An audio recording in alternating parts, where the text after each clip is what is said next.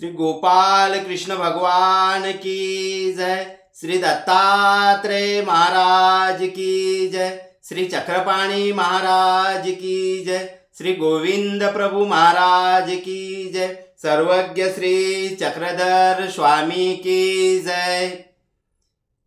परमप्रीती महानुभाव दर्शन ह्या चॅनलवर सर्व सदभक्तांचे व प्रेक्षकांचे खूप खूप हार्दिक स्वागत आहे। आज आपण आजच्या ह्या भागामध्ये गुरुमंत्र कसा द्यावा व गुरुमंत्र कसा घ्यावा, गुरु कसा ओळखावा व गुरुने सांगितलेला मार्ग जीवनात कसा आचरावा, त्याचप्रमाणे आपण आपल्या गुरुवर किती विश्वास ठेवावा ह्याबद्दल सविस्तर निरूपण आज आपण ऐकणार आहोत। आजच्या ह्या विषयावर अतिशय सुंदर असं विविध लीळेचे उदाहरण देत परमपूजनीय पट्टाधीश महंत श्री विराममुनी बाबा अंकुळनेरकर, संचालक सिदोरी सत्संग महानुभाव आश्रम निपाणी संभाजीनगर यांनी अतिशय सुंदर असे निरूपण आजच्या ह्या भागाबद्दल केलेले आहे। आपण हा संपूर्ण भाग ऐकल्यास गुरुमंत्र कुणाकडून घ्यावा, कसा घ्यावा आणि गुरुने शिष्याला गुरुमंत्र केव्हा आणि कसा द्यावा आणि शिष्यावर तसेच शिष्याने गुरुवर किती प्रेम करावे ह्याबद्दल सविस्तर असे निरूपण केलेले आहे। हा निरूपण आपण अवश्य ऐकावा। त्याचप्रमाणे आपणास जर हा निरूपण आवडलास आपण आमचे चॅनलला लाईक करून सबस्क्राइब करा। कृष्ण महाराज की जय। श्री कृष्ण गोपाल हरे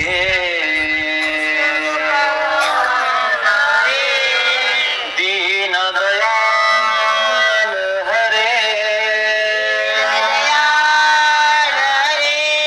रथ केरना भूमि में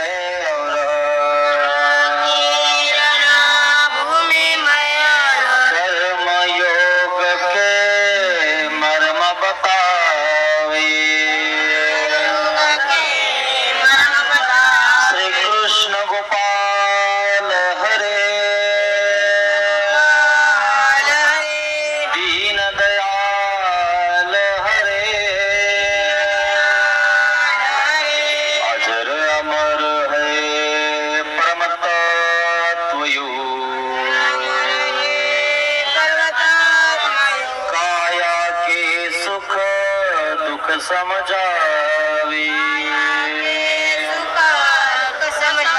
श्री कृष्ण गोपाल हरे दीन दयाल हरे सखा सारथी शरणागत के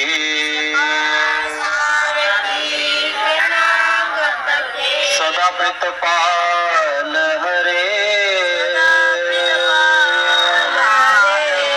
श्री कृष्ण गोपाल हरे दीन दयाल हरे दीन दयाल हरे दीन दयाल हरे दीन दयाल हरे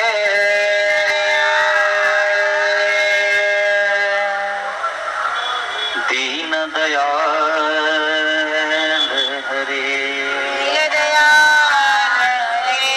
श्री गोपाल कृष्ण महाराज की जय। वाकोट या ठिकाणी आपला शेतोरी सत्संग चालू आहे. श्रीमान सुनील दादा लोखंडे यांनी चांगला असं सुंदर असं घर बांधलं आहे आणि त्यामध्ये आधी मार्गाचं सेवादास्य ते करत आहे. भजन पूजन या ठिकाणी देव त्यांच्याकडनं करून घेत आहे. आज आपल्याला असे एक लीला बघायचे आहे की जीवाला उपदेश केल्यानंतर जीव उपदेश मानतोही नाही आणि मग उपदेश करत असताना काही नियम असतात, त्या नियमाने त्याला उपदेश केला पाहिजे. परंतु काही साधू साधेपणात जातात आणि त्यांना साधेपणात सांगून टाकतात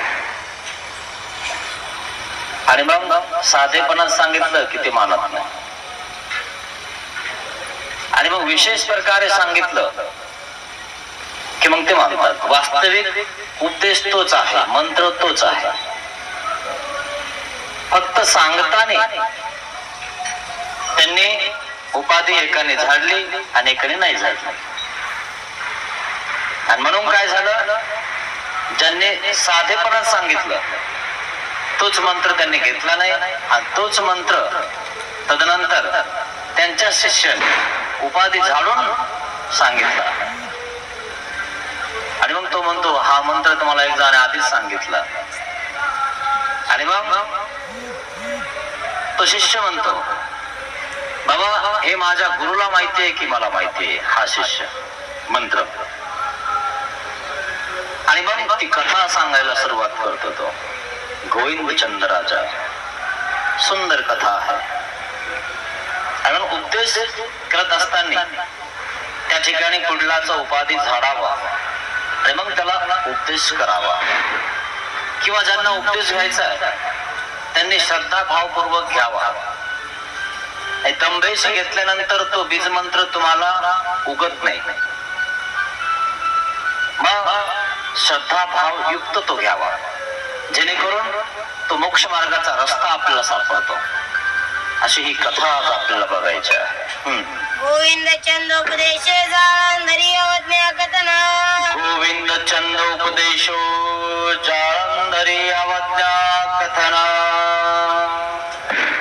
गोविंद चंद एक राजा आहे मित्रांनो आणि या राजाला जालंधराने उपदेश केला आणि मग त्या राजाला असं वाटलं की माझा अवमान केला, मला आणि पाखोळा उपदेश केला, मी एक राजा आहे आणि मला अशा ठिकाणी उपदेश केला ज्या ठिकाणी अशा पवित्र गोष्टी सांगितल्या नाही पाहिजे. त्याला राग आला आणि म्हणून अवज्ञा कथन हिला सांगत आहे. त्या गुरुची आज्ञा भंग केली राजाने आणि त्या राजाने त्या जालंधरीला म्हणजे गुरुलाच काय केलं, भूसंज्ञा करवी ऐसोने ऐसो करवी जो असं केलं. म्हणजे जीव इतका विपरीत होऊन जातो की गुरुला सुद्धा त्या ठिकाणी काही करून टाकतो. अशी सुद्धा जीव आहे. काहीच नाही, फक्त मंत्र सांगितला, पाखोळा उपदेश सांगितला, त्या ठिकाणी सांगितला आणि म्हणून त्याने त्या ठिकाणी त्या जालंधरीला घात करण्याचा आदेश दिला. आता तो राजाच आहे, तिथे काय प्रश्न आहे. आणि मग ती पूर्ण कथा या ठिकाणी आपल्याला ऐकायची की नेमकं घडलंय कसं. पुढीलाचा उपाधी झाडावा. पुढीलाचा उपाधी झाडून आपण मंत्र दिला पाहिजे, तेव्हा त्याला तो मंत्र बीज मंत्र ठरणार आहे. नाही तर तो बी आपण त्या ठिकाणी लावलं तर ते उगत नाही मित्रांनो. आणि मग पहिला उपाधी झाडला पाहिजे.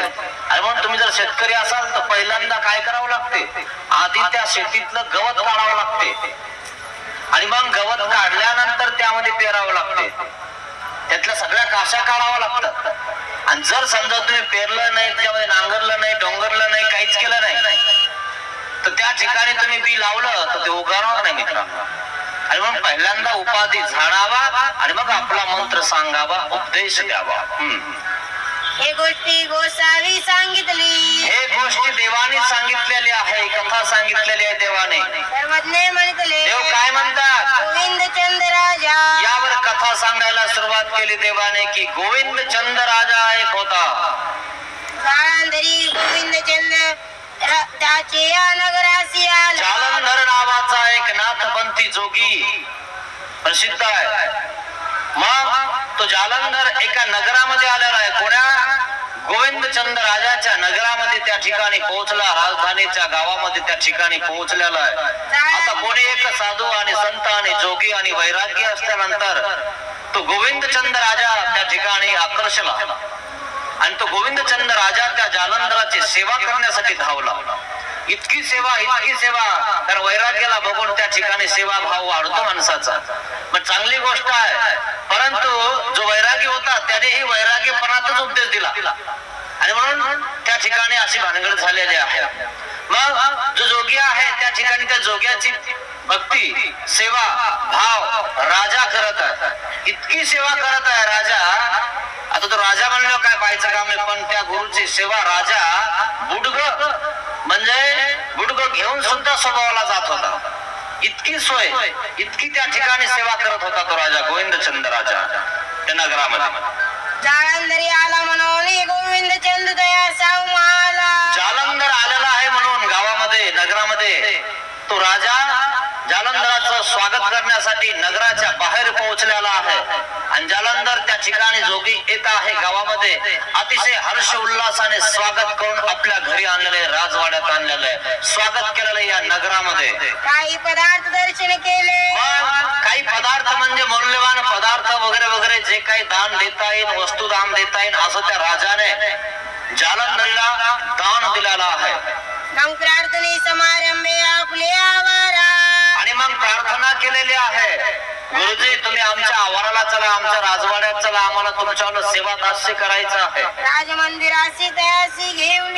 आणि मग राजमंदिरामध्ये त्या ठिकाणी तो घेऊन आलेला आहे जालंधरला. त्याचा आदर केला. इतका आदर केला की जालंधर प्रसन्न झालेला आहे. मर्जना मार्जने झाले. कोणाची सेवा केली की जीव प्रसन्न होत असतो. मग कशी सेवा केलेली? मर्दना मादने. अतिशय उत्तम प्रकारे त्या ठिकाणी स्नान वगैरे त्यांना घातलेले, मर्दना दिलेली आहे. जीविला.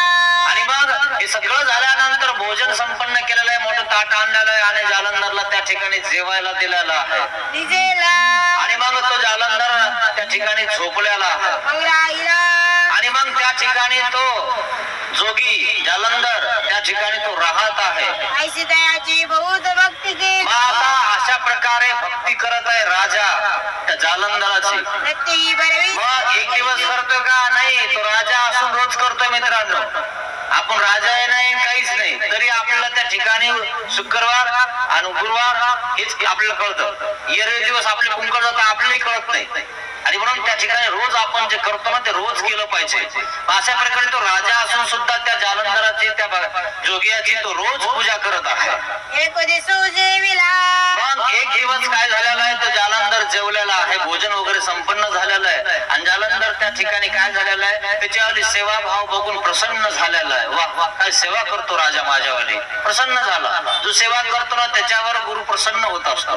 मग कोणताही साधू असो प्रसन्न होतो. प्रसन्न होऊन तरी देवपूजा या ठिकाणी दिलेली आहे ना, प्रसन्न होतो माणूस. बऱ्याच ठिकाणी बरेच संत महंत त्या ठिकाणी पूर्वी आठवण मध्ये राहत होते.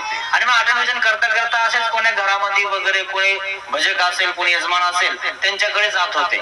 मग त्या ठिकाणी त्यांच्या घरचे वगैरे पोरं किंवा यजमान सगळे सेवा करत होते. मग सेवा करता करता त्या ठिकाणी तिथेच राहून गेले, त्यांना सेवा घडली. आणि मग जे काही देवपूजा असेल काही असेल ती अशीच त्यांना राहून गेली. असा प्रकार आहे. किंवा काहीने सेवा केली आणि काही साधू संत निघून जातात, पण जाताना एखादा विशेष किंवा एखादी मूर्ती देऊन जातात. का देऊन जातात माहितीये का? यांनी आपल्याला चांगली सेवा केलेली आहे, प्रसन्नतापूर्वक दिजे तो प्रसाद आहे मित्रांनो. आणि म्हणून तो प्रसाद तो त्या ठिकाणी त्या गुरुनं त्या साधूनं त्या ठिकाणी त्या व्यक्तीला दिलेला असतो. अशा प्रकारे तो आता जालंधर राजा गोविंदचंद तो जालंधराची भक्ती करत आहे. त्या ठिकाणी काय करत आहे, सेवा करत आहे. मग त्या ठिकाणी एक दिवस जालंधर काय झालेलं आहे, भोजन केलेलं आहे. त्याने भोजन केलेलं आहे, संपन्न झालेलं आहे. पण आता त्या जालंधरला असं वाटतं की याला आपण काहीतरी सांगितलं पाहिजे, काहीतरी दिलं पाहिजे. कारण काय माहितीये का, कोणी काहीतरी आपल्यासाठी करतात आपल्याला आपल्याला असं वाटतं की आपण त्याला काहीतरी दिलं पाहिजे. विजेला मग आता तो झोपलेला आहे, तिला उठला, मग पाकोळ्या गेला.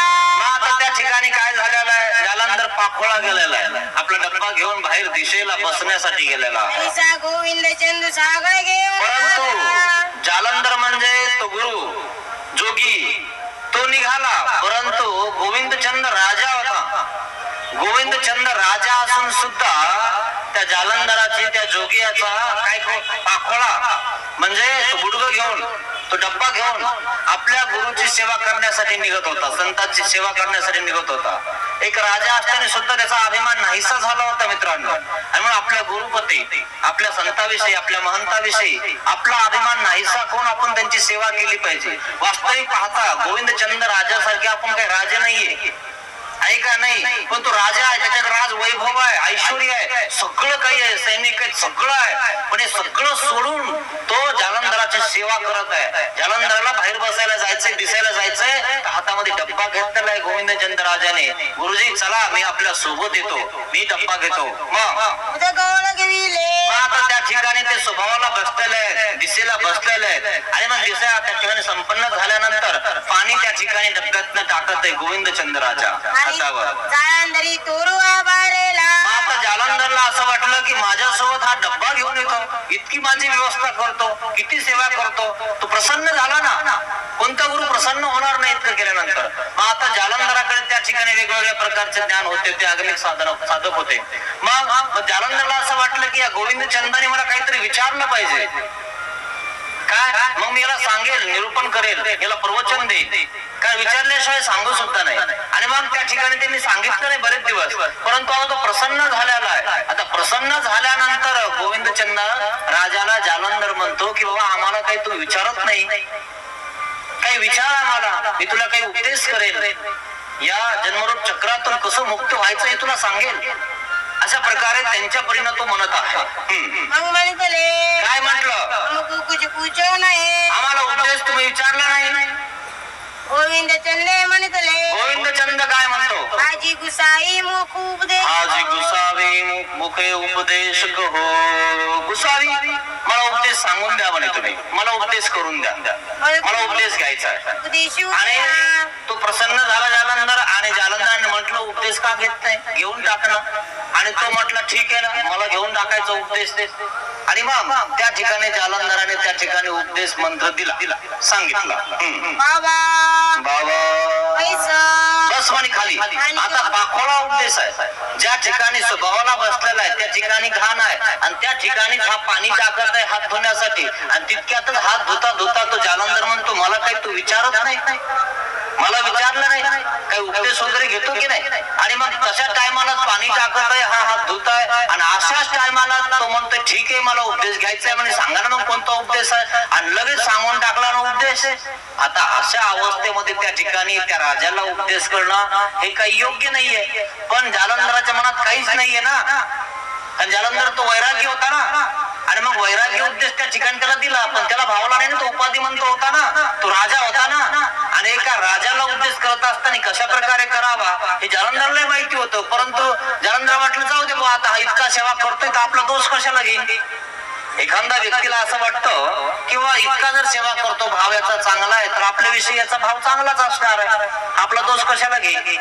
आणि मग जालंधराने असं काही विचार केला नाही, उपदेश सांगून टाकला त्याच ठिकाणी. मग आणि दोघे बसले, आणि दोघं बसले त्या ठिकाणी. आणि सांगितले, तेथेच या उपदेश केला, उपदेश सांगितला. एकाक्षरी विद्या, एक अक्षरी उपदेश आहे त्यांच्यावाला, काहीतरी तो एक मंत्र आहे, तो त्यांच्यापर्यंत त्यांनी सांगितला. राव क्षोभला, आणि राजा क्षोभला, राजा रागावला. मनी म्हणतले, काय म्हणतो राजा मनामध्ये, माझे राजे असे आणि माझा राजाला आणि पाखोळा उपदेश, या जोग्याला काही कळतंय का, कुठं बीज मंत्र सांगावा.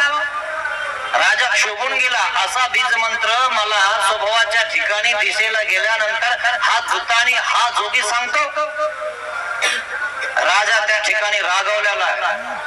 राजा असं रागवल्यानंतर काय करतो, जोग्याने मला चालवलंय, मला खोटं बोलतोय हा जोगी, असा उपदेश काय अशा ठिकाणी देत असतात का, एवढंही कळत नाही का. आणि गोविंदचंद राजाला असं वाटलं की मला याने चाळवलंय, खोटच काहीतरी सांगून दिलंय. वास्तविक अशी गोष्ट किंवा असा मंत्र अशा ठिकाणी सांगत नसतात, कारण तो अज्ञानच आहे. पण जालंधर त्या ठिकाणी त्याला माहितीये कुठं करायला पाहिजे, कसं करायला पाहिजे. तो साधेपणात गेला. साधेपणात त्याला वाटलं बाबा इतका जर सेवाभाव करतोय तर आपला दोष घेणारच नाही, सांगून टाकला. पण त्याचा तो भाव उलटा होऊन गेला, विपरीत होऊन गेला. राजा गोविंदचंद राजा विपरीत होऊन गेला. मध्ये सांगितले मला पाकोळा उपदेश करतो, आपला बीजमंत्र तो आपला बीजमंत्र आणि अशा ठिकाणी सांगतो. असा गोविंदचंद राजाचा पारा चढलेला आहे, विपरीत झालेला आहे तो आता गोविंदचंद राजा. पाकोळा उपदेशिले ते काही धड असेल, जो पाकोळा उपदेश केला अशा ठिकाणी मला सांगितला, तो काय बीजमंत्र खरा आहे का खोटा आहे? बघा, खरा मंत्र आहे पण खोटा समजवला त्याला. जरी एखादा व्यक्ती तुम्हाला खरं सांगत असेल आणि जर साधेपणात सांगत असेल तर कदाचित काही लोक घेतात, काही लोक काय म्हणतात सर खोटं आहे, काही सांगता म्हणे, असंही होतं. आणि म्हणून सांगण्याचे नियम आहेत. दंडोत घालून त्या ठिकाणी ऐकलं पाहिजे, दंडोत घालून उठलं पाहिजे, श्रद्धाभाव ठेवला पाहिजे. आणि ज्यांचा श्रद्धाभाव नाहीये अशांना सांगितलं पण नाही पाहिजे. हे आपला कडा आहे. म्हणून हे सगळे नियम पाळले पाहिजे. जेव्हा तुम्ही सगळे नियम पाळता, पोथी ऐकत असताना 2 दंडवत घालता, श्रद्धा करता, दंडवत करता आणि मग बसता, तर तुम्हाला सांगितल्यानंतर ते उमटणार आहे.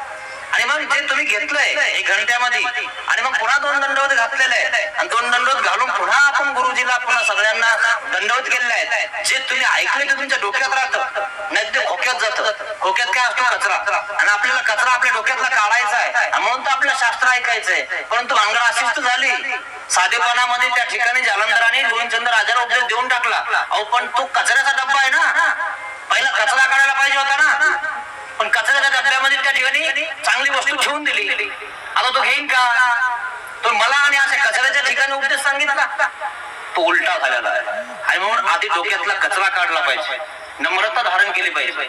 अशी ही विद्या किंवा मंत्र कोणताही असेल तर विनपणे प्रार्थेन परिप्रश्नेन सेवया, नम्रतापूर्वक जो विचारतो त्याला सांगितलं पाहिजे. ज्याला गरज नाही काही नाही त्याच्या कानामध्ये काय सांगायचं नाही आणि त्याला कायला मागा लागायचं उपदेश घे. तुला गरज असेल तर घे. उपदेश म्हणजे काय? उपजवळीके, अध्यक्ष आणि एक अध्यक्ष. अध्यक्षाजवळ जर जायचं असेल तर उपाध्यक्ष असतो, मग अर्ज करावा लागतो. मग अर्ज केला, अध्यक्ष नसला की उपाध्यक्ष असतो आणि उपाध्यक्षाकडे गेलं की आपल्याकडे अध्यक्षाला भेटता येतं. मग या भूतलाचा अध्यक्ष तो कोण आहे? अध्यक्षेन प्रकृती सुयेते सचराचरम. 9व्या अध्यायात सांगितलं श्रीकृष्ण भगवंताने या चराचराचा अध्यक्ष मी आहे. आणि त्या अध्यक्षाला जर तुम्हाला भेटायचं असेल, त्यांची जर प्राप्ती करायची असेल तर तुम्हाला उपदेश घेणं गरजेचं आहे. आणि जर तुम्ही उपदेश घेणारच नाही तर तुम्ही तिथे पोहोचणारच नाही. मग त्या ठिकाणी उपदेश घेतलाच नाही तर तुम्ही जवळ गेलेच नाही. उपजवळीके काय? अध्यक्ष जवळ कोण असतो? उपाध्यक्ष असतो. आणि जर तुम्ही उपदेश घेतलाच नाही, जवळ गेलेच नाही, मग त्या ठिकाणी नियम पाळून घेतलेच नाही तर तुम्ही जवळ जाणार कसे? आणि मग उपदेश, देश म्हणजे तुम्ही या देशात राहता, पण या देशातून तुम्हाला ज्या वेळेस जायचंय ना त्यावेळेस कुठे जायचंय? कोणत्या देशात जाणार? आणि म्हणून जर उपदेश ज्याने घेतलाय तो त्याचा देश कोणता आहे? उपदेश म्हणजे कैवल्य देश.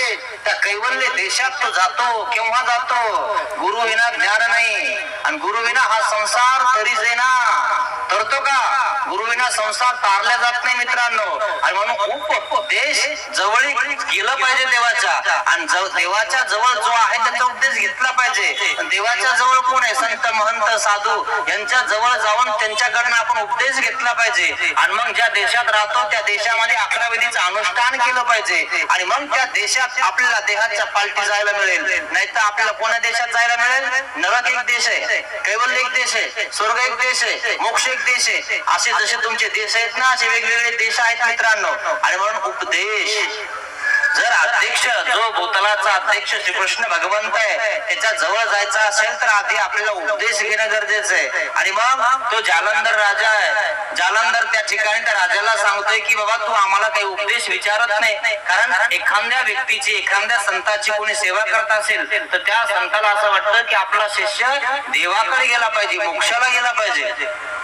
असं वाटतं. आणि म्हणून तो जालंधर राजाला उपदेश करत आहे. फक्त उपदेश त्यांनी कसा केलेला आहे, पाखोळा केलेला आहे, त्या ठिकाणी करायला नव्हता पाहिजे. आणि त्यामुळे तो राजा विपरीत झालेला आहे. तो राजा म्हणतो मला आणि असा उपदेश केला, या ठिकाणी सांगितलं, हे गलत सांगितलं या जोग्याने.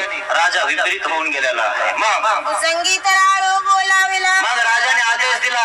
राजा आजपर्यंत त्या साधूचं त्या जोग्याचं बुडगं घेऊन चालत होता. इतकी सेवा की फुलाची पायघडी, इतकी सेवा, सगळे कपडे गिपडे सगळी सेवा व्यवस्थित करायचा. पण आज अचानक काय झालं बघितलं का? मला आणि पाखोळा उपदेश, मला असं सांगितलं. इतका रागवला, इतका रागवला. भूसंगी बोलवला, अरे भाई या.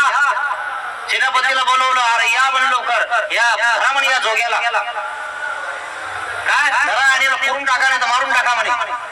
पाहिलं का? आता तो राजाच आहे, त्यात काय प्रश्न आहे? त्याला कोण विचारणार तुम्ही असं का करता का नाही? आणि त्या ठिकाणी राजाने आदेश केला, भूसंगी बोलवलेला. मग संगीत राळू तो ते मार्गीचा अनुग्रही. आता भूसंगी जो होता तो त्या मार्गीचा होता, म्हणजे नाथपंथीचा होता. तो मार्गाचा उपदेश त्याला आधीच होता. त्याला माहिती होतं की या पंथाचं कसं कसं आहे. देव ही कथा सांगत आहे त्याची नाथपंथीयाची, की असा असा प्रकाराने असं झालेलं आहे. आणि म्हणून प्रसंगानुरूप देव कथा सांगत असतात. मग जोगियाचा उपदेश या. मग ह्या जोगियाचा उपदेश आहे तो आला. मग तो त्या ठिकाणी पोहोचलेला आहे. राजेने म्हटले, राजाने काय म्हटलेलं आहे? हा, याते उपद्रवा. याचा उपद्रव करून टाका, याचा छेदछेद करून टाका. तो नगरा बाहेर येत. मला याने असा उपदेश दिला. आता जो भूसंगी आलेला होता तो हुशार होता आणि त्याला माहिती होतं की नाथपंथी जे कोणी साधक असतात, सिद्ध साधक असतात, ते त्या ठिकाणी असं केलं तर असं होणार नाही. मग राजाचा आदेश आहे, राजाच्या देखता तर आपल्याला जावाच लागणार आहे. हो ठीक आहे राजे, याला त्या ठिकाणी ऐसने असं आम्ही करतो. घेऊन गेले, गावाच्या बाहेर नेलं त्याला, त्या जालंधरला. मग बरवा एक टाओ पाहिला. मग एक चांगली अशी जागा बघितली. एक पाताळ गुंफा केली. मग आता जो भूसंगी जो होता, त्या भूसंग्याने त्या ठिकाणी विचार केलेला आहे, यांचा चिरछेद करण्याऐवजी आपण काय करू, यांना पुरून टाकू. म्हणजे काय होईल, यांना आपल्याला मारायचं पण नाही. आणि जर समजा हे सिद्ध साधक नसतील तर मरूनही जातील.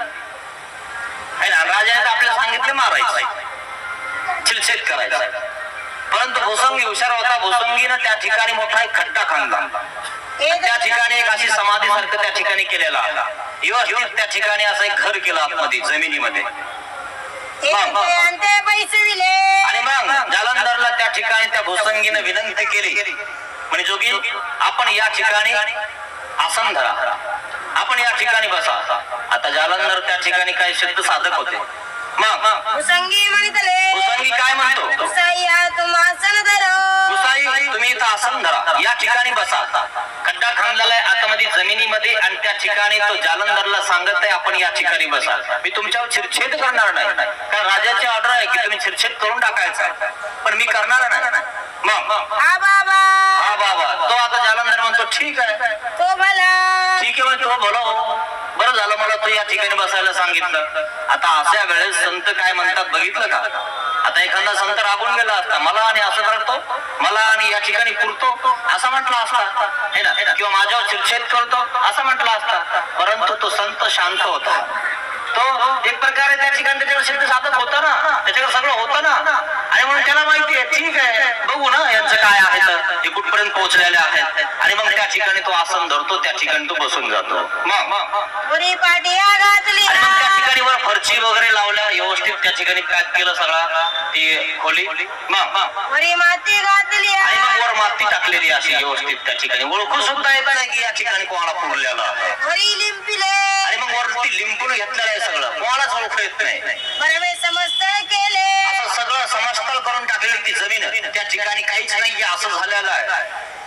आणि काय म्हणतो पुरुष होती तरी असती. तो भूसंगी काय म्हणतो, जर पुरुष असेल, जर यांच्याकडे सामर्थ्य असेल तर हे काहीच होणार नाही यांना. नाही तरी आपसे. आणि जर समजा सिद्ध साधक नसतील, जर यांच्याकडे सामर्थ्य नसेल, यांचा मंत्र खोटा असेल तर आपसेची जाती. म्हणजे त्या ठिकाणी श्वासोश्वास नाही भेटल्यानंतर माणूस मरून जातो. मग यांना काय मारायची गरज आहे ना? आपण यांना इथं पुरून टाकलंय. आणि मग त्या ठिकाणी त्यांनी अशा पद्धतीनं पुरलेलं आहे. भूसंगी हुशार होता, छिरछेद वगैरे केला नाही म्हणजे ऑटोमॅटिकली छिरछेद होऊन जाईल. मग तवाईसा की तुल्या एका दिसा अशी भानगड झाली. बरेच दिवस लोटले आणि गोविंदचंद्र राजाला असं वाटलं की आपण जालंधरला मारलं असं वाटलं. आणि भूसंगीने काही सांगितलं नाही. हो म्हणे महाराज, छिरछेद करून टाकला, सगळं जे आहे ते करून टाकलं. मग जालंधरीचा शिष्य मग जालंधरचा शिष्य कानिपाकान आता माहितीये का, जालंधरचा जो शिष्य आहे ना कानिफनाथ, नवनाथ तुम्हाला माहित असते ना, त्यांच्या कथा लय जबरदस्त असतात. मग त्यांच्या कथा चमत्कारी असतात आणि ते चमत्कारीच असतात की नाही. आणि चमत्कारला लोक नमस्कार करतात. हे कुठलं आहे पण, हे कोणतं साधन आहे? आगम साधन आहे अष्टभैरवाचं. आणि याच्या पलीकडे विश्व आहे आणि त्याच्या पलीकडे माया आहे आणि त्याच्या पलीकडे ब्रह्म आहे आणि त्याच्या पलीकडे ईश्वर आहे. आपण ईश्वराचे साधक आहोत. अष्टभैरवातले 8 नंबरचे नाहीये हे. आपण कुठे आहे? 11 नंबरवर तिथले. आणि मग आपल्याला तिथून इथपर्यंत माहिती आहे, पण आपल्याला माहितीवरून देवाने हे सांगितलेलं आहे की असं आहे त्यांचं काय.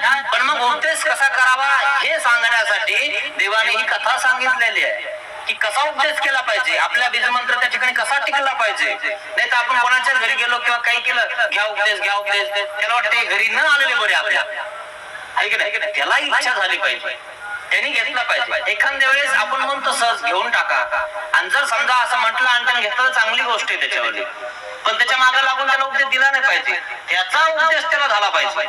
त्याला वाटलं पाहिजे की आपण आता उपदेश घेतला पाहिजे, आपल्याला मोक्षाला जायचंय, प्रेमाला जायचंय, देवाकडे जायचंय. आणि मग श्रद्धाभाव त्याची वाढते.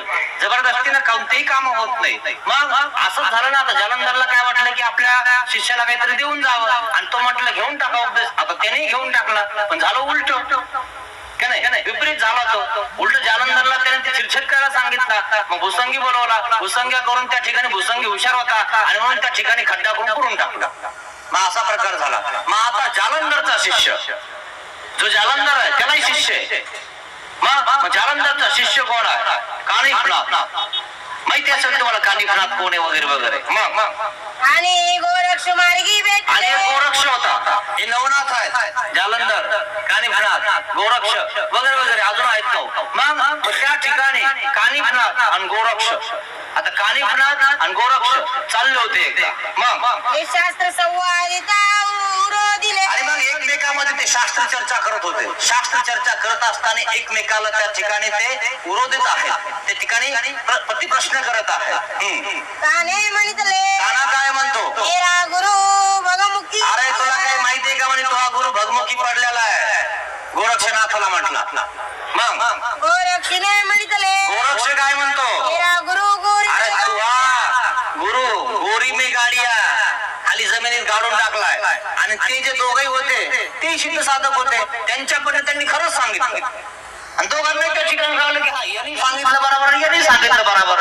मग असा प्रकार झाला. त्यांना त्या ठिकाणी माहिती झालं की आपला गुरु कुठे आहे, त्याला माहिती झालं की आपला गुरु कुठे आहे. आणि मग माहिती झाल्यानंतर गुरुला कोण त्या ठिकाणी शोधायला जाणार नाही. ज्याची गुरुवर श्रद्धा आहे, भाव आहे, तो गुरुकडे जाणार आहे. आणि ज्याचा भाव नाही, श्रद्धा नाही, काही लोकांना तर माहित सुद्धा नसतो आपला गुरु कोण आहे.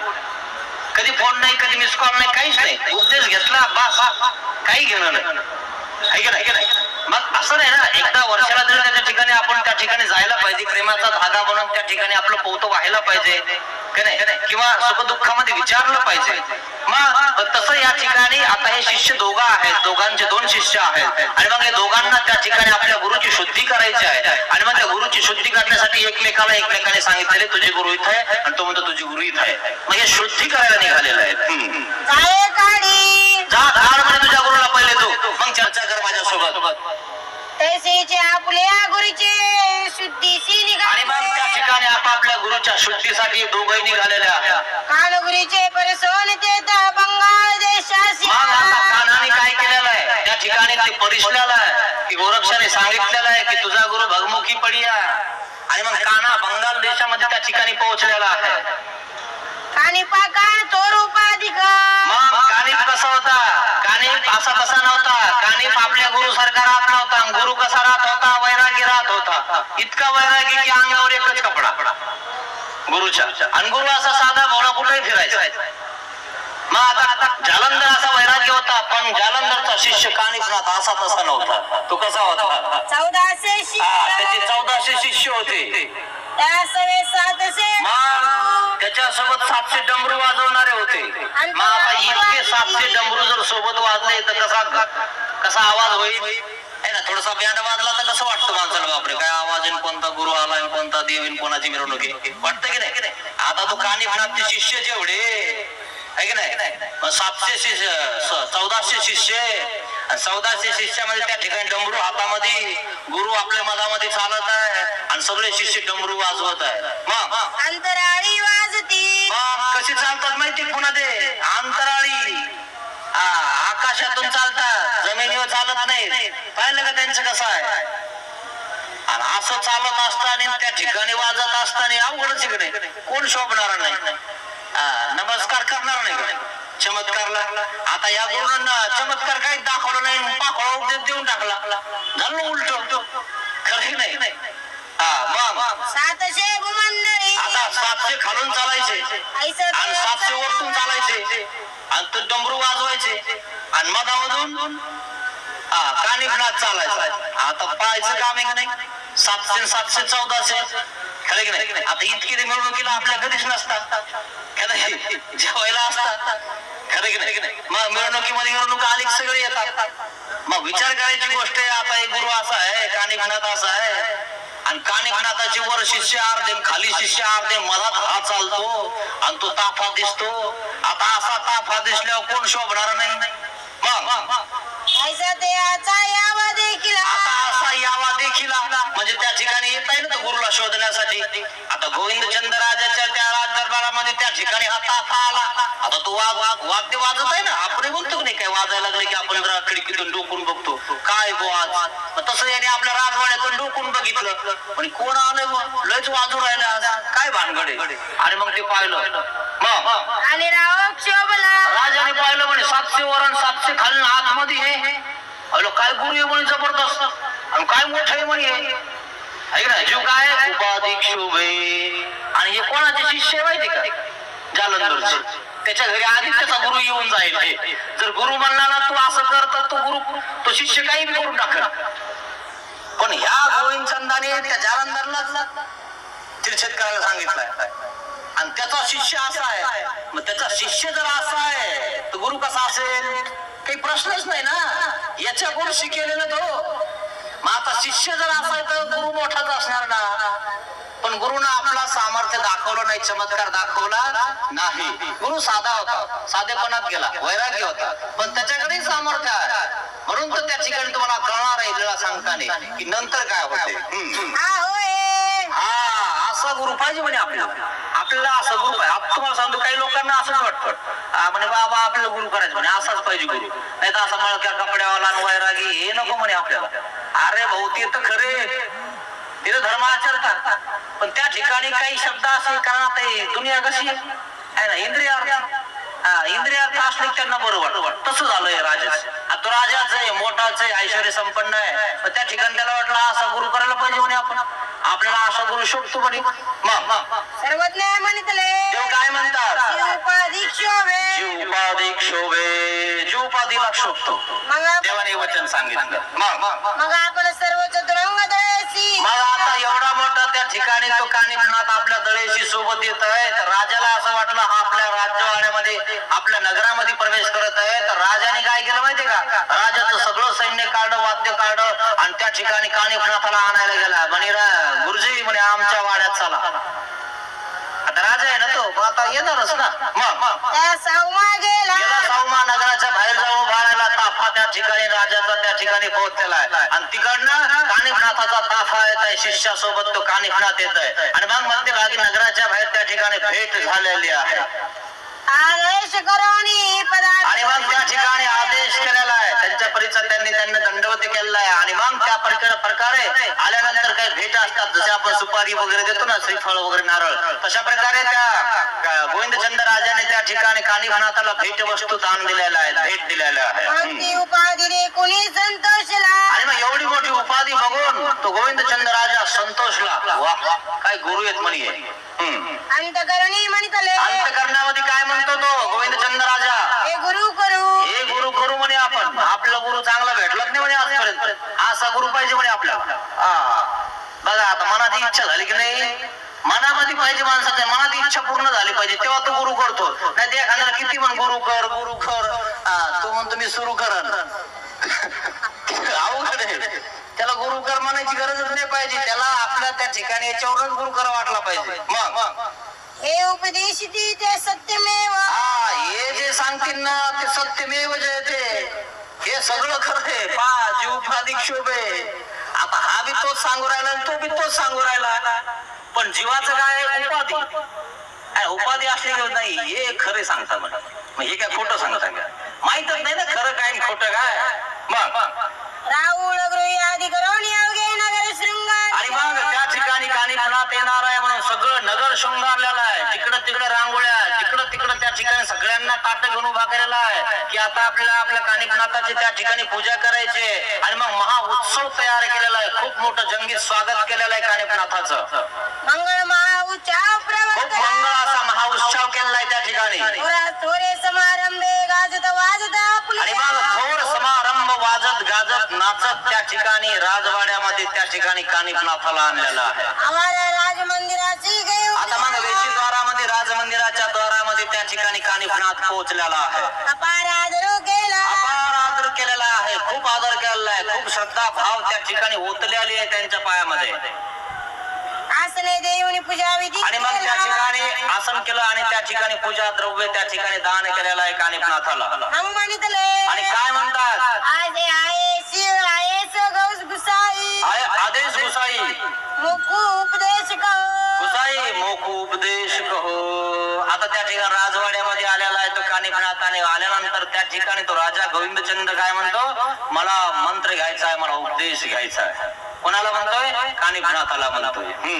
उपदेश द्यावा, मला उपदेश द्या म्हणे. काने मानिले. काना काय म्हणतो, ठीक आहे तुम्हाला उपदेश द्यायचा आहे ना, पण आम्ही जे सांगतो ते करणार का? तरच उपदेश देतो म्हणे आम्ही, असं कोणालाही उपदेश देत नाही आम्ही. कानाच होता, साधा नव्हता. काने म्हणतले, काना काय म्हणतो, कहूतो तू हे बघ भाऊ तुला उपदेश पाहिजे ना, मग गुरु जे सांगेल ते करशील का? करूजी. मग काने कना गुरुनं सांगितलेलं केलं पाहिजे तोच शिष्य. नाही तर गुरु सांगतो, गुरु गेला की शिष्य जे करायचं तेच करतो. खरं नाही? किती वेळेस गुरुनं तुम्हाला सांगितलं मिश्र भक्ती करू नका, हे करू नका, ते करू नका, बाबा गेला की सुरू. असं बिलकुल करायचं नाही. त्या ठिकाणी बाबाने तुमच्याकडनं संकल्प सोडलेला आहे, विडा ठेवलेला आहे, तुम्ही देवाला वचन दिलेलं आहे की बाबा आता आम्ही मिश्र भक्ती करणार नाही, देवाची भक्ती करणार आहे. मग त्याप्रमाणे वचनाला त्या ठिकाणी वचनबद्ध राहा, तेव्हा परमेश्वर प्राप्त होणार आहे.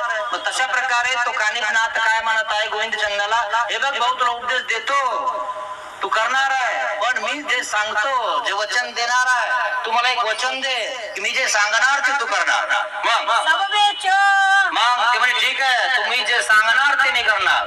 मग आता कानाने सांगायला सुरुवात केलं म्हणजे सगळं विकून टाक. अरे बाबा सगळं विकून टाकायचं. आणि तो राजा म्हणलं सगळी प्रजा राजा त्याचीच नाव सरळ सांगितलं कानाने, म्हणजे विकून टाक म्हणजे सगळं. आता काय म्हणलं तो, तुम्ही म्हणणार ते करणार, मग आता कर. खरं की नाही? आणि मग त्या ठिकाणी त्यांनी सुरुवातच केली. आता कोणाला सोडा वाटतं लवकर, आता पण उपदेश घ्यायचा नाही, उपदेश सांगितलाच नाही ना अजून, आणि उपदेश तर घ्यायचा आहे ना. बघा उपदेश घ्यायचा म्हणलं होतं, विकल्याशिवाय तर देणार नाही बाबा. मग त्या ठिकाणी विकायला सुरुवात केली, सगळं द्यायला सुरुवात केली जिकडे तिकडे. मग काना काय म्हणतो, हे बघा म्हणे आता विकलं सगळं झालं, त्याला देऊन टाकलं, पण आता तुमच्याकडे भंडारामध्ये माणिक आहे, मोती आहे, हिरे हे खूप काही आहे म्हणे, मग ते सगळं जमा करा म्हणे, इथं आणा. आणि मग काय करायचं म्हणे, आणून इकडं. आता याला वाटलं देतो काय गुरु त्यातला नव्हता. गुरुनं काय केलं मग, आणलं मग त्या राजाने सगळं त्या ठिकाणी ठेवलं समोर आणून. याची कुट करा, कुठून टाका म्हणे, चूर्ण करा, रांगोळी काढा म्हणे. तुम्हाला उपदेश घ्यायचा आहे ना, रांगोळी काढा, फुलाच्या रांगोळी वगैरे काढतो म्हणे. आता आपल्याकडे एवढं सोनं घेणं काही नाहीये, पण जे आहे ते सगळं कुठून टाका, आणि मग त्याच्यावर त्या ठिकाणी आम्ही येऊ आणि त्या ठिकाणी तुम्हाला उपदेश देऊ. गुरुसाठी स्वागत. आता कानाने काय केलं, सगळे भंडार काढले, झिरे माणिक मोती सर्व खटी गेले, दळून काढले, कुठून काढले, आणि त्या ठिकाणी रांगोळी काढल्या गुरुच्या समोर. आणि मग काही जे होतं ते द्रव्य त्या ठिकाणी काही उरलेलं वगैरे काही असेल, काही पाण्यामध्ये टाकून दिलं. म्हणे कानाने. कोणाचं? गोविंदचंद्र राजाचं. आणि गोविंदचंद्र राजाला काय करायचं? उपदेश घ्यायचा. आणि उपदेश घ्यायचाय म्हणजे सांगितलंय हे नाही पाहिजे म्हणे. आणि म्हणून आमच्या देवाने सांगितले सर्व संघ परित्याग करा. काय नुसतं सोडून या, नाश करून येऊ नका. खरं की नाही? आपल्याला कोणाचा नाशही करायचा नाही. पण इकडे पाहिलं का कसं आहे? हे असं करा, हे तसं करा, म्हणजे उगाच घालणं इकडे तिकडं. आमच्या देवाने काय सांगितलंय? तू जसा आहे तसा येऊन जा घरात, माझी भक्ती कर. मी घरच्यावर लक्ष ठेवतो, तू यावर लक्ष ठेवतो. पण याला काही करावा, याला घरही सुटत नाही आणि इकडे होत नाही, असा प्रकार होत जातो. मग या ठिकाणी गोविंदचंद्र राजा त्या ठिकाणी उपदेश घेतो आणि मग त्या ठिकाणी सगळं त्या ठिकाणी कार्यक्रम त्याच्यावर नासून टाकतो. माणिक मोती होते ते जाता दळविले. मग माणिक मोती सगळं दळून काढत जाते नाही, चुरी केली, चोरी करून टाकली. रंगमालिका भरविली, रांगोळी भरल्या, सडे संमार्जन त्या ठिकाणी राजाच्या राजवाड्याच्या भोवती केलेला आहे. चौक रंगमालिका भरली, चौक रंगमालिका आतमध्ये चौकामध्ये अशी रांगोळी काढलेली आहे. चित्रमाळ चिपिली, मग आडकान वडे बांधले आणि मग हे सगळं बांधलेलं आहे. त्या ठिकाणी वेगवेगळ्या त्या ठिकाणी वस्तू त्या ठिकाणी हे करून दिलेलं आहे. आणि पोपळे नारिये, मग अजून काय केलंय? पाने, पोफळे, नारियल, जे काही फळं वगैरे पूजा द्रव्य सगळं आणलेलं आहे त्या ठिकाणी. कस्तुरी मळ, काय काय आणलेलं आहे? कापूर, कस्तुरी मळणं हे सगळं आणलं. शिकसा पूजा द्रव्य, मग शिक्षा पूजा द्रव्य सगळं घेऊन आला तो. मग भुगती लागी अन्य उदकी. आणि मग आता भुक्ती लागी म्हणजे त्या ठिकाणी ताट केलेला आहे आणि कानिफनाथाला जेवायला द्यायचा आहे. चेलिया लागी कंता, मग चेले म्हणजे जे कोणी शिष्य आहेत, 1400 शिष्य, चेल्यासाठी कंथा म्हणजे कपडे गिपडे व्यवस्थित घेतले, सगळं व्यवस्थित आहे ना. शिष्यांना, यांना, त्यांना सगळ्यांना दान दक्षिणा, ब्राह्मणांना, संतांना, महंतांना दिलं वाटून सगळं. राहायला मोकळा. मग मेकळ्या लागी वस्त्रे कांबळे घेऊन, सगळ्यांसाठी, मेघड्यासाठी कांबळे वस्त्र सगळं घेतलं. अवघी बाहेरी घातली, सगळं बाहेर घालून टाकलं. दोघे बैसले आणि दोघच बसले आता आतमध्ये. मग ते तर सांगितले. आणि तिथं आता उपदेश करतोय. आता सगळे बाहेर थांबा म्हणजे तुम्ही, आपण हे म्हणतो की नाही, तुम्हाला उपदेश नाही, तुम्ही इकडे थांबा, तुम्ही तिकडे थांबा, आणि याला उपदेश देऊ द्या. मग आपण त्याच्या कानात सांगतो की नाही. आणि तो मंत्र आहे, आणि तो कानातच सांगितलं पाहिजे ना, कारण त्याने सिद्धी होणार आहे. ते का कोणाला सांगायचंय का? ज्याला सिद्धी पाहिजे नाही त्याला काय सांगायचं? खरं की नाही? आणि म्हणून तो मंत्र सांगायची पद्धत आहे. मग त्या प्रकारे त्या ठिकाणी कानिफनाथाने काय केलेलं आहे? तो मंत्र त्या ठिकाणी दोघ जण आतमध्ये गेले आणि त्या ठिकाणी कानामध्ये मंत्र सांगितलं. मग त्या उपदेशली, उपदेश दिला, विद्या दिली. एक विद्या होती ती देऊन टाकली. प्रभवेची ना, पण त्याला उलटच ना, त्याने तर या आधीच ऐकलेली होती. म्हणे अवघडच झालं. ते म्हणे काय दुसरा मंत्र आहे का? हाच आहे. नाही म्हणे हाच मंत्र आहे. मग एकरीने गोविंदचंद उगाची राई, आता गोविंदचंद उगाच राहिला म्हणे. आता काय करावं? हा मंत्र तर आधीच ऐकला होता म्हणे आपण, पुन्हा हाच आला. तटस्थाच झाला, तटस्थ थांबला म्हणे. काय करावं आता? मग काने जाणितले, कान्हा काय म्हणतो? यार काहीतरी भानगड दिसते म्हणे. काय संकोचला? काय झालं म्हणे याला? काने पुसले, कान्हाने विचारलं म्हणे काय झालं? वैसा का, अरे का बरं उगाच बसला म्हणे तू? ते नाही माहितले. आणि मग तो सांगायला सुरुवात करतो, हे विद्या एक, अहो मी मला हे विद्या एका साधून आधीच सांगितली. मेरे आगे काही ती, मला सांगून दिली पण ही विद्या, तुम्ही मला आता सांगितली. आणि तुम्ही ती विद्या सांगण्यासाठी हे सगळं राज्य वैभव म्हणून असून टाकलं म्हणे तुम्ही. आणि तुम्ही तेच सांगितलं, त्यांनी तेच सांगितलं होतं आणि मी त्याचं घेतलं नाही म्हणे. आणि तुमचं घ्यायला लागलो तर आता घ्यायचा टायमाला विचार करायला लागलो, माझं तर सगळंच गेलो. आणि आता तुम्ही विद्या सांगितली, आता काय करू? आणि त्या बिचाऱ्याने सांगितलं तर काहीच घेतलं नाही, काहीच दिलं नाही. फक्त मी सेवा केली, बिचाराने गुन्हा केला आणि मी त्याला उलट चिरछत करायला सांगितलं. उलट झालं म्हणे. आता कानाला वाटलं काय झालं काय नाही. आता कानाला माहिती आहे आपल्या जवळ मंत्र आहे, आपल्या गुरुकडे मंत्र आहे, दुसऱ्याकडे मंत्रच नाही. मग नाही माझं पुढे के जोगी सांगितलं, मला त्या जोग्याने सांगितले म्हणे आधीच तुम्ही जो मंत्र सांगितला तो. काने म्हणतले, काना काय म्हणतो? एक रे पुता, अरे हे बघ रे भाऊ म्हणे, भाऊ पुता, एक अक्षरी विद्या, हे एक अक्षरी जी विद्या आहे ना ते मी जाणतो, गुरु जाणे किंवा माझा गुरु जाणतो. माझ्या गुरुनं मला सांगितलेली आहे और कोई नाही. आणि अजून कोणाला माहिती नाही. आणि तुला ज्यांनी सांगितली त्याचा अर्थ तो माझा गुरुच आहे. कुठे म्हणतो? आणि याला पण आपल्या गुरुची शुद्धी करायची होती, पण तिच्यात एक शिष्य भेटला, त्यालाही उपदेश देऊन टाकू म्हटलं तर त्याचं सगळं बाळ बिस्तर सगळं नासून टाकलं कानाने. पण कानाचं त्या ठिकाणी उजळायला आलं. म्हणजे बाबा मी तर असं केलं, माझी गुरुही सापडला, शिष्यही सापडला. मग बचाते पुरुष का गए, अरे कुठे म्हणे तो पुरुष? ना ना मी जाणे, मला माहिती नाही म्हणे. माझा गुरु मग त्या गुरुला तू काय केलं, त्या जालंधरला तू काय केलंय, त्या जोग्याला काय केलेलं आहे? तरी ते के गेले कुठे गेलेले आहे मग ते सांग मला, ते कुठे आहेत तर. त्यांचे मिया ओकटे केले आणि मग तो गोविंदचंद्र राजा सांगतो मी त्याला शिरछेद केलेला आहे. एक भुसंगी बोलवला आणि त्याचा शिरछेद करून टाकला. आता भुसंगीने सांगितलंच नाही की मी याचा शिरछेद केलाय का काय केलंय, भुसंगीने करून टाकलंय. मग काने म्हणतले काना काय म्हणतोय, त्यांची छेद वेदना अहो तुम्ही जर शिरछेद केला ना त्या आमच्या गुरुला छेद भेदच नाही. जर तुम्ही तलवारीनं मारलं ना तर तलवार आतून निघून जाते. मग असंही म्हणे ते आमचे गुरु, त्यांना चिरछेद होत नाही. आणि तो म्हणतो मी चिरछेद करून टाकला, कारण भुसंगीला काय सांगितलं आणि भुसंगीनं तिला पुरून टाकला. भुसंगी याला काही सांगितलंच नाही. मग तुम्ही कोणा करविले कोणाकडून केलं म्हणे तुम्ही हे सगळं? ना भुसंगी तराळ ना भुसंगी तळा बनवला होता म्हणे मी. काने म्हणतले काना काय म्हणतो, तिने मार्या वसे बोला हो ज्यांनी मारलं ना त्यांना इथं बोलवा म्हणे.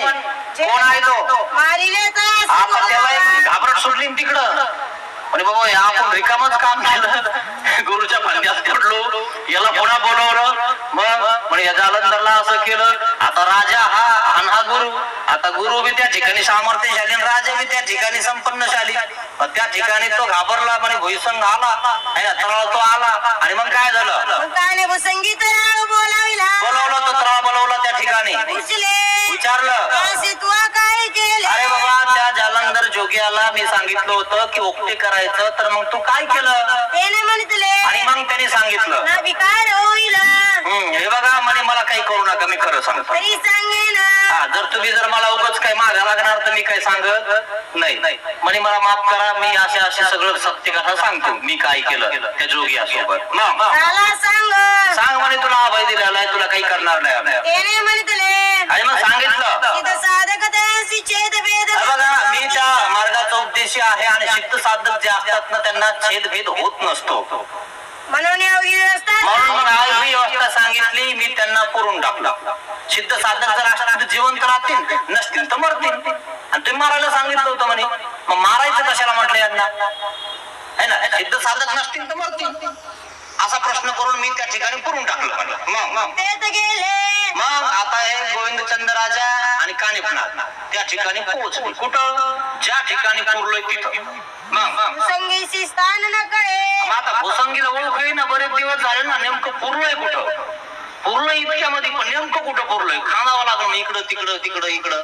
मग अवघे समजतळ झाले अवघं समजतळ झालेलं आहे त्या ठिकाणी, कळणं झालंय नेमकं कुठं पुरलेलं आहे जालंधरला. काने पुसले मग आता काना काय म्हणतोय, कोणी काही गुंफा आहे कुठं गुंफा केलेली आहे, कुठं पुरलेला आहे तुम्ही यांना? तळाळे मानितले आता तळा काय म्हणतोय, इतकी नाही म्हणे इतक्या जागेत कुठेतरी आहे म्हणे, मला आठवत नाही म्हणे सध्या. मग कानाच्या पायी आता काना जो होता तो सामर्थ्यशाली होता, त्याला त्या ठिकाणी कळत होतं. आणि त्याच्या पायामध्ये हत्तीच्या दाताच्या काय होत्या पादत्राणे होते. हत्तीचे दात म्हणजे खूप महाग आणि त्या ठिकाणी शक्य आहे का? पण त्या ठिकाणी उपाधी तशी आहे ना. हत्तीच्या दाताच्या त्या ठिकाणी त्याच्या पादत्राणे होते आणि त्या पादत्राणाने त्या हत्तीच्या दाताच्या पादत्राणाने त्या ठिकाणी काना म्हणतो इथं आहे म्हणे. म्हणजे आपल्या गुरुकडे पाय करून दिला, पाय मारून दिला आपल्या गुरुला, है ना. मग भूमिका पाव आदरली आदळला पाय म्हणजे इथे. आणि त्याच्या खाली कोण होता? गुरु. कोणाचा?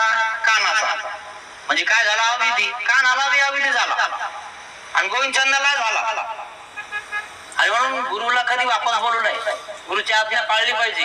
गुरुकडे कधी पाय करू नये, पाय मारू नये, त्यांच्या पट्टीला पासोडीला पाय मारू नये, हे नियम आहे. अविधी झाल्यानंतर अविधी वाढत जातो, माणूस धर्मापासून जातो. तसंच झालंय. पुढची वेळा कानाची अशीच आहे. या अविधीमुळे काना माहितीये का जातो. बवडी काही काना तो जाय है ना, काना काही बवडी तो जाय. अरे बवडी आत्मघात केला आणि काना गेला. मग सौभाग्य दे कोणी ते उभा राहील. आणि मग त्या ठिकाणी सौभाग्य देखून त्या तितक्या जाग्यामध्ये एक सौभाग्य चंचलपणा, एक तेजस्वीपणा आलेला आहे. आणि त्या कानाने ओळखलं की या ठिकाणी आहे म्हणे ते. आणि मग त्यांनी असं गजदंता त्या पायाच्या ह्याने दाखवलं आणि तिला खांदायला सांगितलं. भूमिका दाखवली त्या पादुका भूमीवर आदळल्या त्या ठिकाणी. काने पुसले कानाने विचारलं इथं आहे म्हणे ते, इथं खांदा. म्हणून पाय केले, पाय केला आपण पाय पाऊचा गुंफेवर उभा राहा. आणि मग त्या ठिकाणी गुंफे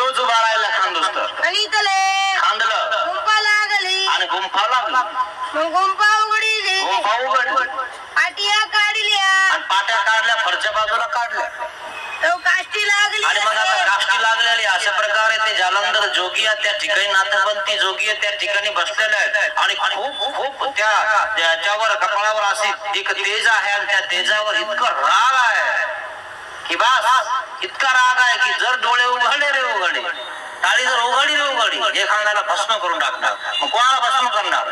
गोविंदचंद्र राजाला. मला हे करतो, मला पुरलं, मला मारतो, म्हणजे गुरुला राग आहे ना एक प्रकारे. पण तो राग त्यांनी त्या ठिकाणी दाबून घेतलेला आहे, त्या ठिकाणी धीर धरलेला आहे.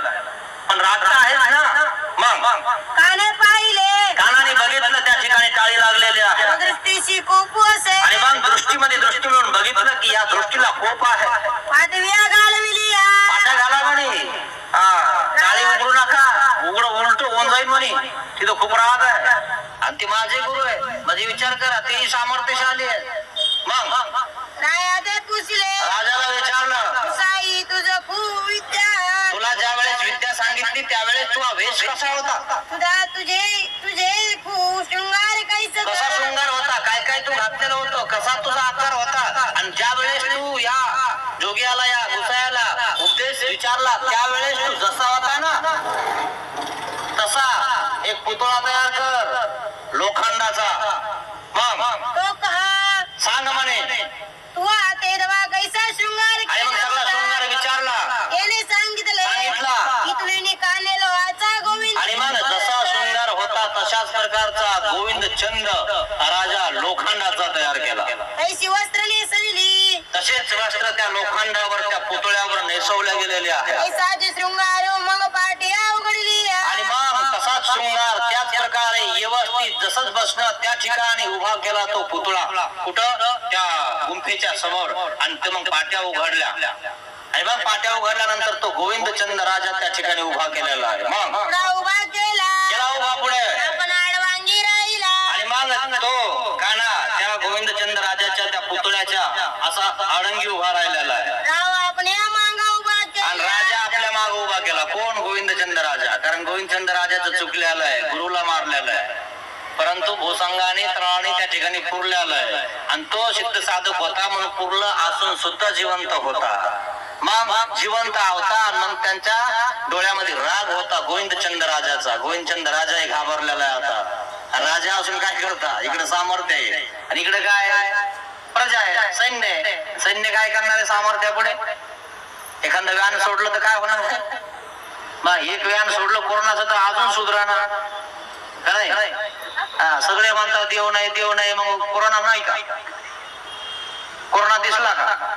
नाही. मग होता ना? नव्हता. होता ना? मग देव आहे का नाही? आहे. म्हणून एखादं देवाचं व्यान सुटलं ना, सुधारायचं नाही, कुठं जावं का सुधरण. म्हणून माणसाने जास्त नखरे करू नये.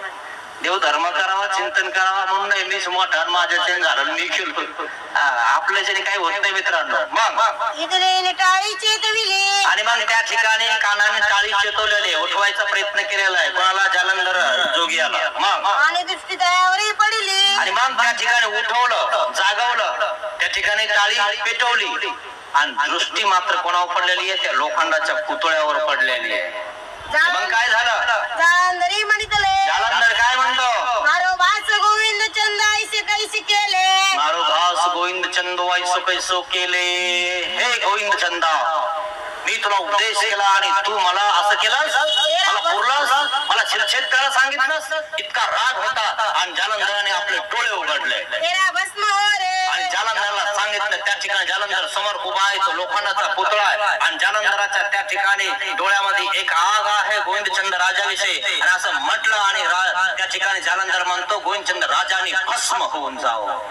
गोविंदचंद राजाची पुतळा लोखंडाचा समोर होता आणि तो भस्म झाला, तुकडे तुकडे झाले, पाणी पाणी झालं, लोखंडाचं पाणी झालं. मित्रांनो, इतकं सामर्थ्य जालंधराकडे होतं.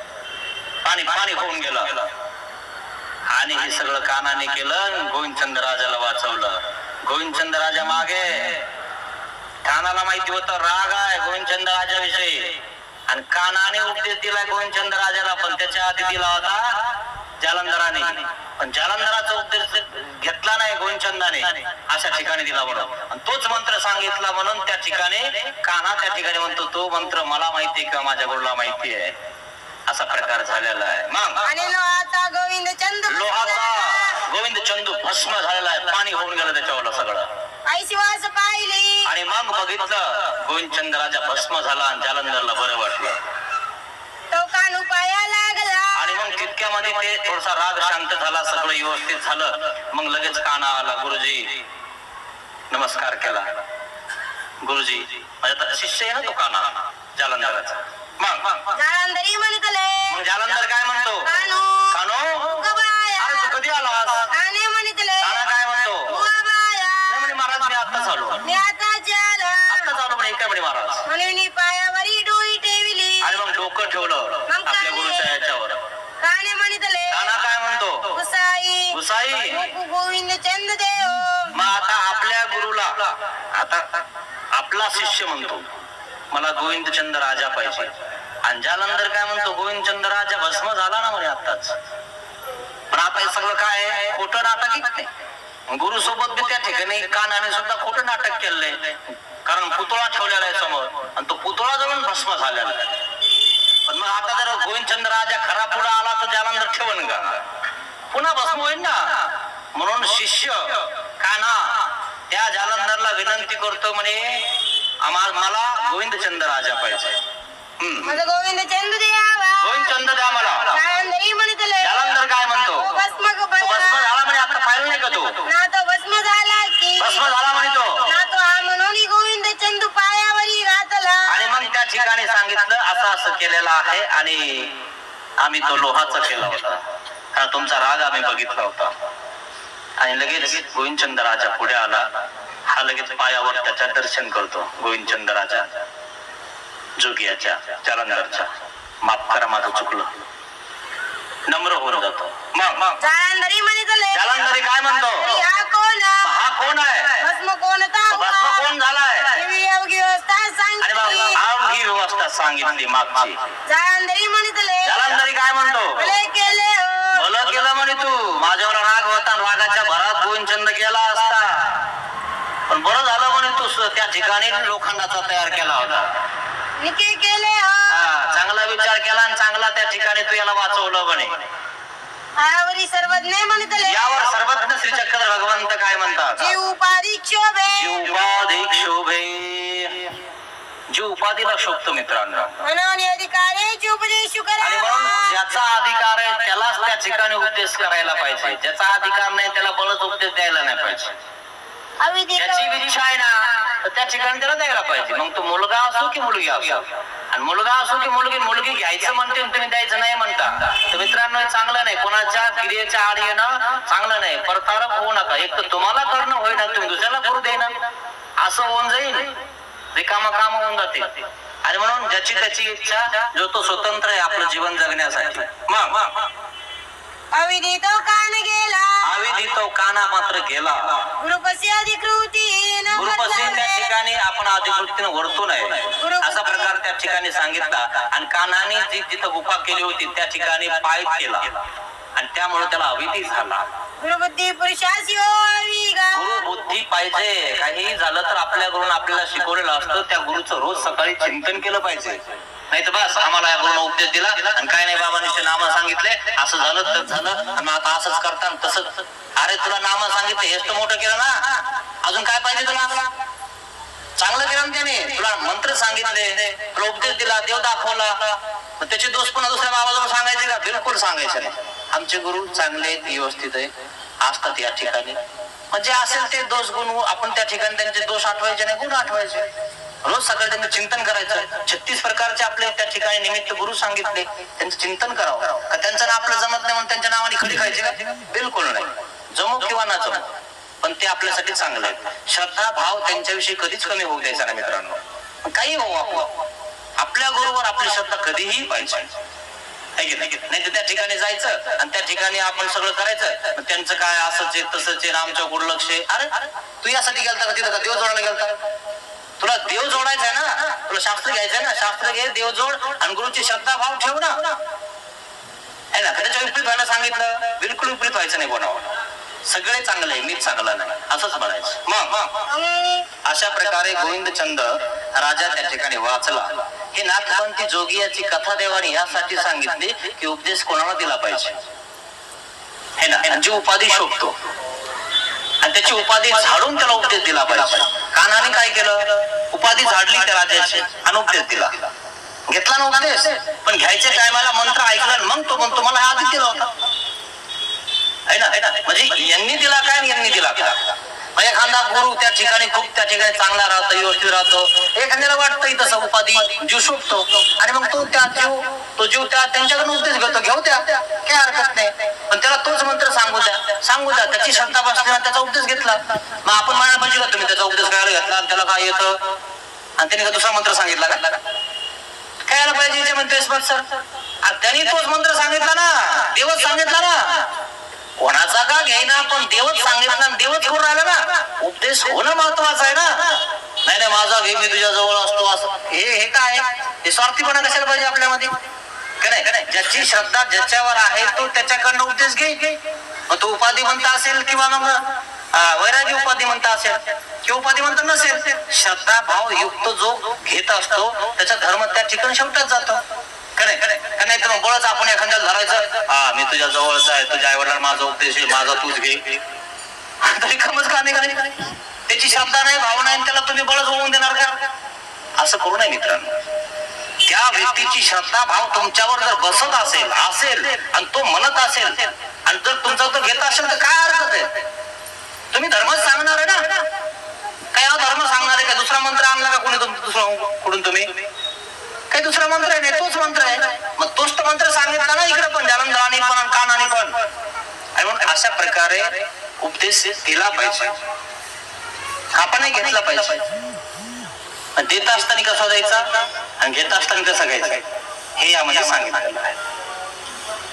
आजपर्यंत जर आपण समजा कोणाची थट्टा केली असेल, मस्करी केली असेल, माझा गुरु असा किंवा तो असा, हे चांगले ते वांगले, हे चांगले नाही आणि मला त्यांचा घ्यायचा पण हे बाबा म्हणता माझा घे, असं काही असेल आपल्या भाव मनामध्ये द्वेष मत्सर असेल तो काढून टाका मित्रांनो. जो कोणी आपल्याला उपदेश देत आहे किंवा दिलेला आहे तो आपला गुरु आहे. मग तो आपला नाम मंत्र देणारा गुरु आहे, एक ज्ञानी गुरु आहे. मग वेगवेगळे गुरु 36 प्रकारचे आहे, तो निमित्त आपण मानले पाहिजे. पण अवघे निमित्त ते आकार आहे आणि म्हणून त्यांना कधी विसरायचं नाही, ते आपले गुरु आहे. अशा प्रकारे गुरुचं चिंतन मनन त्या ठिकाणी केलं पाहिजे. आधी त्या ठिकाणी त्यांचं चिंतन करून आपण त्या ठिकाणी स्मरणाला सुरुवात केली पाहिजे. असे 36 निमित्त आपण आठवले पाहिजे. अशा प्रकारे गुरु आपण केला पाहिजे, उपदेश आपण घेतला पाहिजे.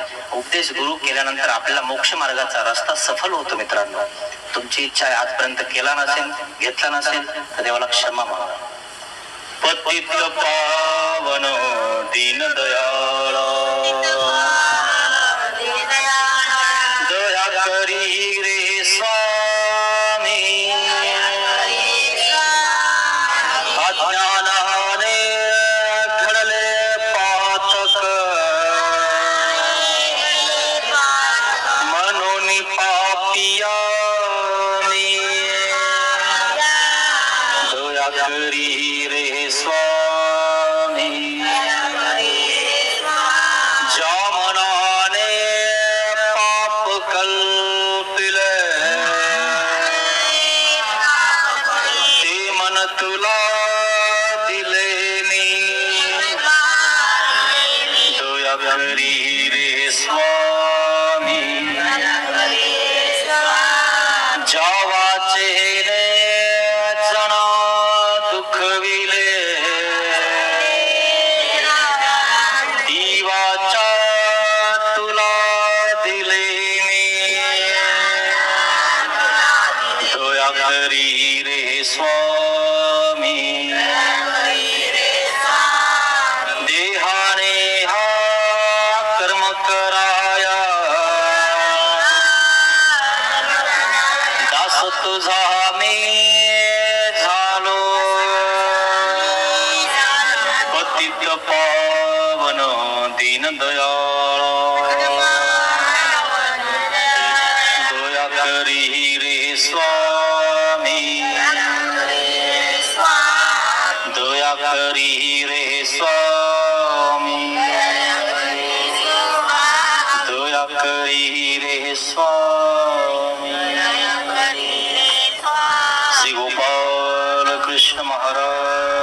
की जय.